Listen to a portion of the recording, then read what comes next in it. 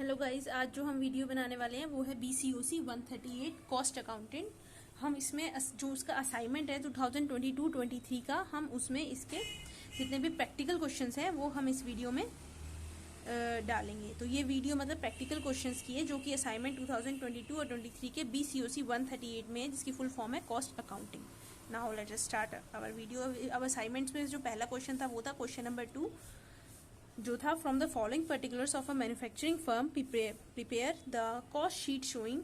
अब हमें एक कॉस्ट शीट बनानी है, डेटा हमें गिवन है, हमें एक कॉस्ट शीट बनानी है जो कि हमें प्राइम कॉस्ट भी बताए।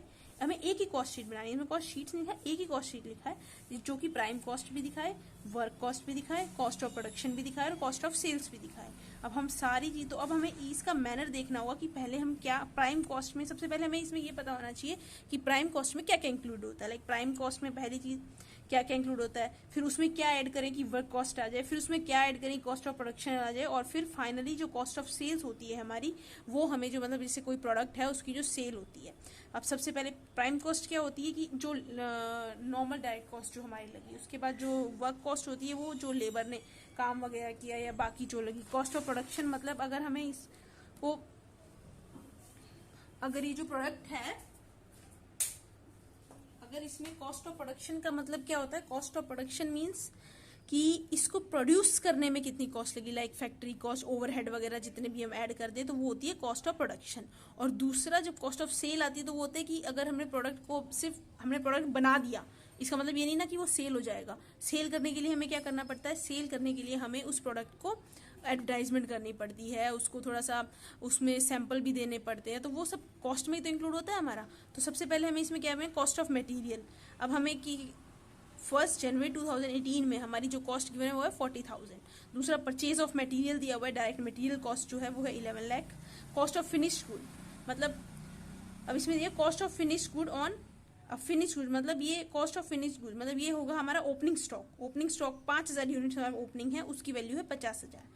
फिर है हमारा प्रोडक्टिव वेजेस, वेजेस हमारे लेबर कितनी लगी। फिनिश गुड सोल्ड, अब सोल्ड दिया हुआ है कि मतलब जो हमने सारा गुड्स जब बना लिया फिनिश गुड, तो वो सोल्ड कितना हुआ है 1,74,000 यूनिट, जिसकी वैल्यू दी हुई है 24,36,000। अब उसके बाद दिया हुआ है हमें वर्क ओवरहेड, वर्क जितना भी हमने और उसमें एक्सेस काम किया होगा वो 1.5 लाख का।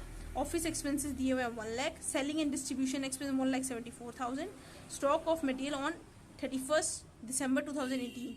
अब ये बता रहा है हमें क्लोजिंग स्टॉक वो है 1,48,000 का, और stock of finished good as on, अब 2018 में जो मटेरियल है, स्टॉक ऑफ मटेरियल 1,48,000, और मतलब जो मटेरियल हमारा लगना है उसका जो रॉ मटेरियल बचा हुआ है 1,48,000, और स्टॉक ऑफ फिनिश गुड मतलब जो हमारे क्लोजिंग स्टॉक है, एक तरह से ये है हमारा क्लोजिंग स्टॉक, ये मटेरियल का क्लोजिंग स्टॉक है। तो स्टॉक ऑफ फिनिश गुड जो है वो दिया हुआ है हमें 6,000 यूनिट्स 31 दिसंबर 2018, मतलब ये दोनों क्लोजिंग का है और ये हमें ओपनिंग का दिया हुआ है। अब हमें क्या बनानी है, अब हमें बनानी है इसमें कॉस्ट शीट। तो सबसे पहले हम क्या करेंगे, सबसे पहले अब हमें क्या दिया हुआ है, अब हमें ये निकालना है कि हमने यूनिट्स कितनी बनाई। अब जो यूनिट्स कितनी बनाई वो अगर हमें देखना है तो वो है हमारा, first we have to calculate the number of units produced during the year. Closing stock है हमारा 6,000 हमें दिया हुआ है, नंबर ऑफ यूनिट सोल्ड दी हुई है, माइनस में मतलब अगर हमें एक तरह से ये निकालना है कि हमने कितना बनाया, तो अगर हम ये निकाल लें कि कितना हमारे पास बचा है और कितना हमने सेल कर लिया, उसमें से अगर हम ओपनिंग माइनस कर दें तो हमारा क्या आ गया, यूनिट ऑफ गुड्स प्रोड्यूस। मतलब मान लीजिए अगर हमारे पास 2 रुपए बचे हैं, और मान लीजिए हमारे पास हमने कोई चीज बनाई, लाइक जस्ट ये पेन है, हमने बोला कि ये पेन हमने कितने बनाई ये बताओ, तो हम ये कह रहे हैं कि हमारा जो ओपनिंग स्टॉक था ना, 2 हमारे पास ऑलरेडी थे, 10 हमने बेच दिए और 1 हमारे पास बचा है। तो अब हमें कैसे निकालना होगा, 1 जो बचा है प्लस में 10 जो हमने बेच दिए 11, माइनस में ओपनिंग जो था 2, दैट मीन्स 9 हमने बनाए होंगे। ऐसे ये निकालना है क्लोजिंग स्टॉक कितना हमारे पास बचा है, कितना हमने सेल कर दिया, माइनस में पहले का पुराना हमारे पास कितना बचा हुआ था, मतलब इतना हमने अभी बनाया होगा। तो अब हम ये आ गया हमारे पास नंबर ऑफ यूनिट प्रोड्यूस। अब हम क्या करेंगे, अब हम बनाएंगे हमारी कॉस्ट शीट जो कि हमारी इसकी रिक्वायरमेंट है। तो वो कॉस्ट शीट हम बनाएंगे तो वो क्या होगा, सबसे पहले हम लेंगे रॉ मटेरियल कंज्यूम्ड। तो अब जो हम करेंगे वो हम निकालेंगे कॉस्ट शीट जो कि हमें बनानी है 31 दिसंबर 2018 के लिए। अब इसके लिए हम क्या निकालेंगे, सबसे पहले मटेरियल कंज्यूम, रॉ मटेरियल जो हमारा है उसका हम क्या निकालेंगे, ओपनिंग स्टॉक उसका इतना था, क्लोजिंग हमें 1,48,000 दिया हुआ था, परचेज हमारी 11 लाख की हुई थी, दैट मीन्स जो हमारा रॉ मटेरियल कंज्यूम्ड कितना हुआ है, कंज्यूम मतलब हमने यूज कितना किया है, ओपनिंग इतना था, परचेज हमने इतनी की, लेस में क्लोजिंग स्टॉक कर देंगे, इसका मतलब इतना हमने यूज कर लिया। ये कौन सा है जो हमने यूज किया है, क्लोजिंग हमें दिया हुआ है, ओपनिंग दिया हुआ है, परचेज दिया हुआ है। उसके बाद जब हम इसमें डायरेक्ट वेज ऐड कर देंगे तो आ जाएगा हमारा प्राइम कॉस्ट, मतलब डायरेक्ट एक्सपेंस हमारा कितना लगा, इतना। अब उसके बाद हम क्या करेंगे, वर्क ओवरहेड जब हम इसमें ऐड कर देंगे, मतलब ये जो ओवरहेड वगैरह होते हैं, वर्किंग ओवरहेड मतलब फैक्ट्री में जो ओवरहेड होते हैं काम करने के लिए, वो एक तरह से, तो वो जब हम ऐड कर देंगे तो आ जाएगी वर्क कॉस्ट।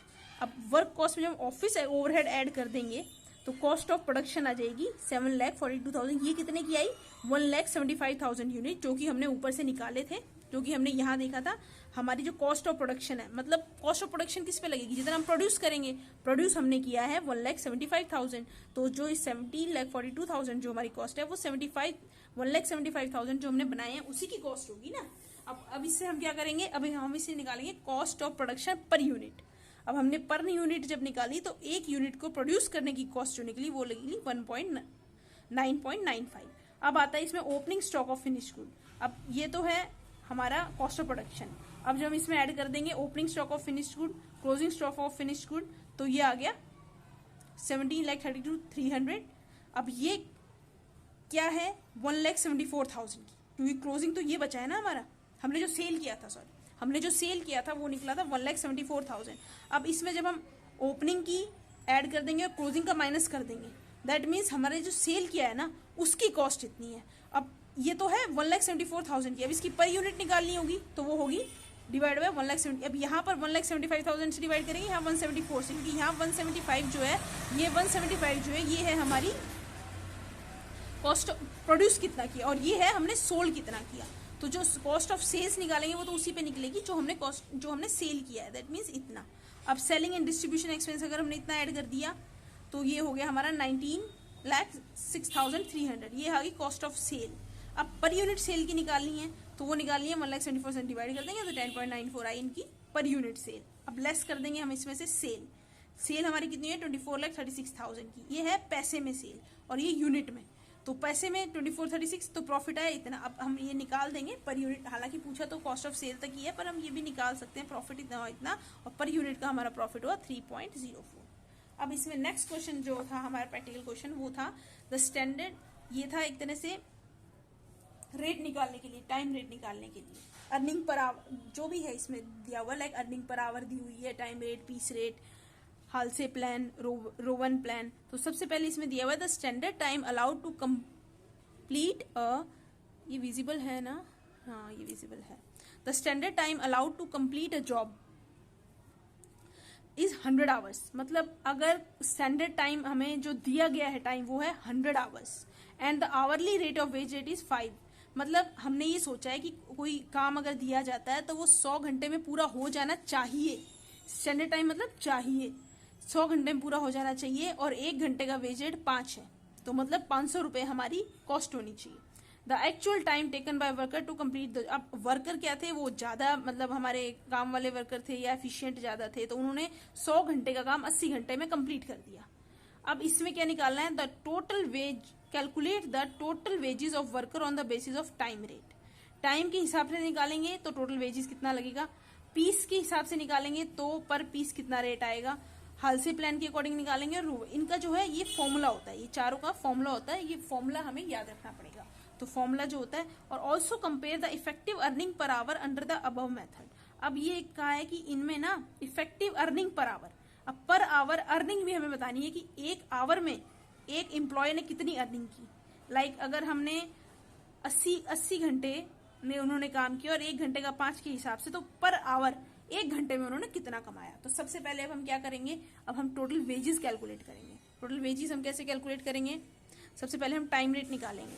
टाइम रेट के अकॉर्डिंग अगर टाइम के हिसाब से चलें तो actual hours into rate, actual our कितने लगे 80 इंटू 5 पर आवर का दिया हुआ था, दैट मीन्स 400 पर आवर, ये हमारा टाइम के अकॉर्डिंग ये रेट है।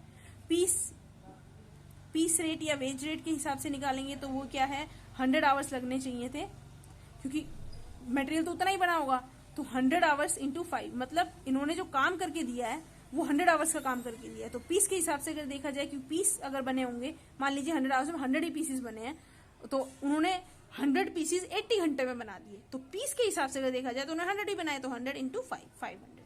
अब हाल से प्लान के अकॉर्डिंग क्या होता है, ये इसमें फॉर्मूला क्या होता है, बेसिक वेज रेट प्लस में बोनस फॉर टाइम सेव्ड, उसका half of the bonus of the time save. मतलब बेसिक वेज रेट तो मिलेगा ही उन्हें 80 इंटू 5, 80 इंटू 5 तो मिलेगा, प्लस जितना उन्होंने टाइम सेव किया है ना, मतलब जितनी हमारी कॉस्ट की सेविंग हुई है उसका 50% हम एम्प्लॉय को दे देते हैं, क्योंकि उन्होंने बहुत ही ज्यादा मेहनत से काम किया है, हमने जितना सोचा था उससे जल्दी हमको काम करके दिया, तो एक तरह से उनको बोनस देंगे हम। तो बोनस में हम क्या करेंगे, 80 इंटू 5 400 तो होगा ही। बोनस में हम क्या देंगे, 20, मतलब कितना टाइम सेव हुआ, 20 आवर्स सेव हुए 5 के हिसाब से इंटू 50%, 50 मतलब टोटल कितना हुआ हमें 400, तो हम बेसिक पे प्लस 50 हम उनको बोनस देंगे। सेकेंड आता है इसमें रोवन प्लान। अब रोवन प्लान में क्या होता है, इसमें प्रोपोर्शन ऑफ टाइम से, अब इसमें हम जो बोनस देते हैं ना वो 20% देते हैं, मतलब 20/100 कह लो या 20% कह लो।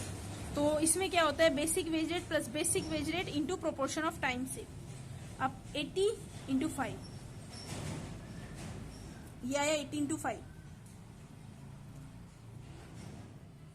80 इंटू 5 400 प्लस 80 इंटू 5, मतलब बेसिक वेज रेट। अब इसमें क्या होता है, हम ये मान के चलते हैं कि जो टाइम सेव हुआ है ना हमारा वो 20%, लाइक हमें ये निकालना पड़ता है, प्रोपोर्शन निकालना पड़ता है, like proportion in the sense आप कह लो कि जैसे अगर 100% में हमें निकालना पड़ता है, लाइक इसमें अगर हम ये बोल सकते हैं कि अगर इन्होंने 100 घंटे में करना था, कर दिया 80 में, तो कितना टाइम सेव हो गया 20 मतलब अब उसमें क्या था, हम बोनस का ले रहे थे कि बोनस वेज रेट। अब इसमें क्या करेंगे, हम टाइम कितना बचा वो प्रोपोर्शन में हम उनको बेसिक वेज रेट का प्रोपोर्शन देंगे।